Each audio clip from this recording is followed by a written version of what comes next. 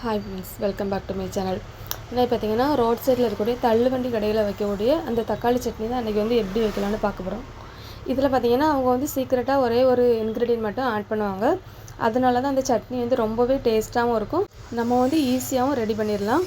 இப்போ எப்படி பண்ணலான்னு சொல்லிட்டு பார்க்கலாம். மிக்ஸி ஜார் எடுத்துடுங்க. மிக்ஸி ஜார் எடுத்து வச்சுடுங்க. அதுக்கு முன்னாடியே நம்ம வந்து காஞ்ச மிளகா, நான் வந்து ஒரு 5 எண்ணெய் இன்றைக்கி வந்து எடுத்திருக்கேன்.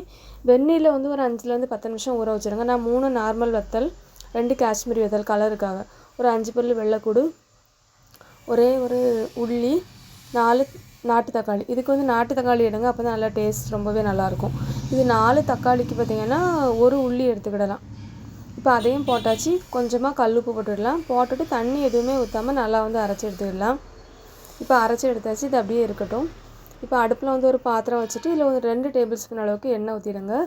எண்ணெய் ஊற்றினதுக்கப்புறம் கொஞ்சமாக கடுகு, ஒரு அரை டீஸ்பூன் அளவுக்கு உளுந்து, ரெண்டுமே நல்லா வந்து கடுகு வந்து நல்லா வெடிக்கணும். அதே மாதிரி உளுந்தும் நல்லா வந்து கலர் சேஞ்ச் ஆகணும். அதுக்கப்புறம் கருவேப்பிலை போட்டு நம்ம வந்து அரைச்சி வச்சுருந்த அந்த தக்காளி பேஸ்ட் அதையும் இதில் ஆட் பண்ணிடலாம். ஆட் பண்ணிவிட்டு பார்த்திங்கன்னா, அந்த பச்சை வாசனை போகிற அளவுக்கு நல்லா ஒரு 5 நிமிஷம் நல்லா வந்து கொதிக்கணும். நல்லா வந்து கலர்லாம் சேஞ்ச் ஆகி வந்துடும். இப்போ நல்லா வந்து கொதிச்சாச்சு. இதுக்கப்புறம் நம்ம இதில் வந்து நல்லா மிக்ஸ் பண்ணி விட்டுடுங்க. விட்டுட்டு ஒரு 2 கப் அளவுக்கு தண்ணி. இந்த சட்னி பார்த்திங்கன்னா நல்லா தண்ணியாக தான் இருக்கும். ஏன்னா ரோட் சைடு தக்காளி தண்ணி சட்னின்னு தான் அதை வந்து சொல்லுவாங்க. இப்போ போட்டதுக்கப்புறம் பார்த்திங்கன்னா, இதில் வந்து அவங்க ஆட் பண்ணுறது வந்து ஒரு கரண்டி அளவுக்கு தோசை மாவு அப்படி இல்லைனா இட்லி மாவு கூட ஆட் பண்ணிக்கலாம்.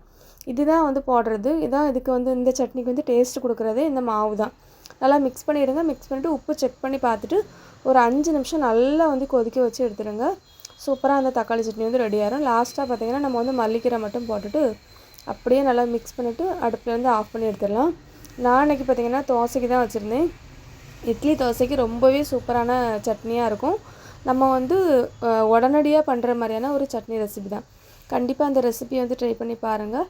இந்த வீடியோ உங்களுக்கு பிடிச்சிருச்சுன்னா லைக் பண்ணுங்கள், ஷேர் பண்ணுங்கள், கமெண்ட் பண்ணுங்கள். தேங்க்ஸ் ஃபார் வாட்சிங்.